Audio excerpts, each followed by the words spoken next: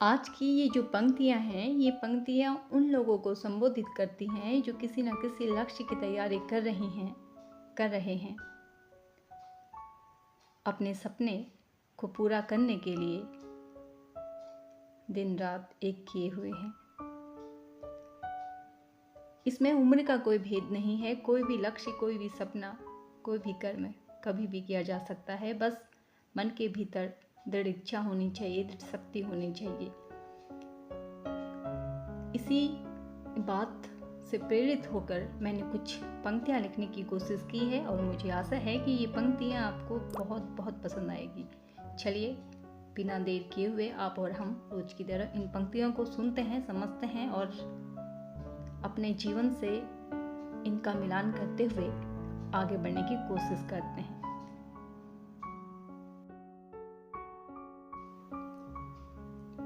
जब मंजिल मुश्किल हो और राह कांटों से सजा हो।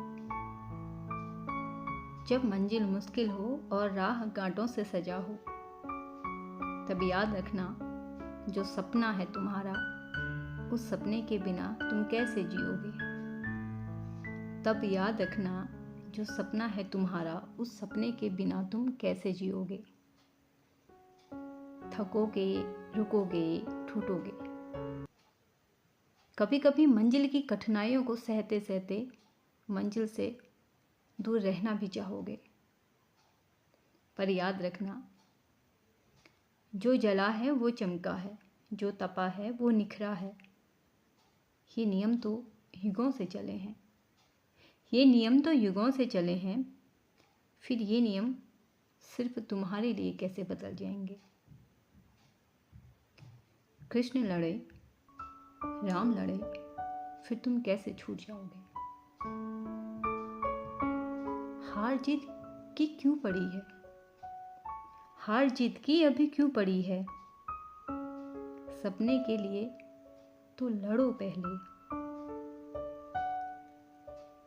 बहुत कुछ कठिन हो सकता है, पर असंभव की बात क्यों करते हो अभी। हो यदि कृष्ण की प्रतीक्षा, तो वह रणभूमि में ही मिलेंगे। हो यदि कृष्ण की प्रतीक्षा, तो वह रणभूमि में ही मिलेंगे। कर्तव्य और कर्म पथ पर चल दिए तो वे सारथी भी बनेंगे, पर योद्धा तुम ही रहोगे, पर योद्धा तुम ही रहोगे। सीता ने तिनके से रावण को हिला दिया, सीता ने तिनके से रावण को हिला दिया। द्रौपदी की पुकार ने कृष्ण को बुला लिया। फिर तुम अपने लक्ष्य के प्रति इतने कायर क्यों बने हो। किस बात से डरे हो, क्या अभी बेहोशी में ही चले हो। याद रखना खेल खेल में कुछ मिलता नहीं, याद रखना खेल खेल में कुछ मिलता नहीं। पसीना बनने लगे जब मोती, तो समझ लेना लक्ष्य से कुछ बड़ा ही मिलेगा।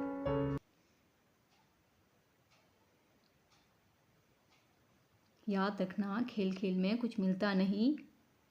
पसीना बनने लगे जब मोती, तो समझ लेना लक्ष्य से कुछ बड़ा मिलेगा। जो सपना है तुम्हारा, उस सपने के बिना तुम कैसे जियोगे, कैसे जियोगे।